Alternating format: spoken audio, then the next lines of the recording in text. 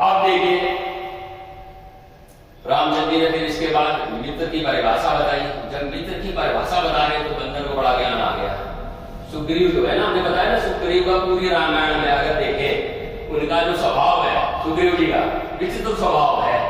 हर समय कुछ नहीं, बस एक ही उन्होंने कई कार्य अच्छे किए, उसमें एक सबसे अच्छा कार्य हनुमान जी के साथ मित्रता, वो एक उनका कार्य था मित्रता वाला। तो उसी से उनकी नैया पूरी पार लग गई। तो सभी लोग जरूर कहीं ना कहीं एक अच्छे विचारधारा वाले, चाहे उसको बताओ चाहे ना बताओ, एक मित्र बना के रखो, जिससे कि आप सब चीजें इस तरीके की चर्चा करो।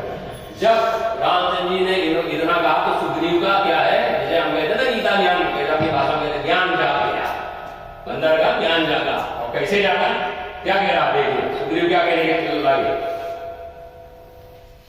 देखे अमित बल बाड़ी प्रीति बाली बदाऊ इन्हें भई बदती बार बार ना भई बदती सा सब उठान मन भगत कमीसा उपजा ज्ञान भजन सब बोला नाट कथा मन गाया बोला संपत्ति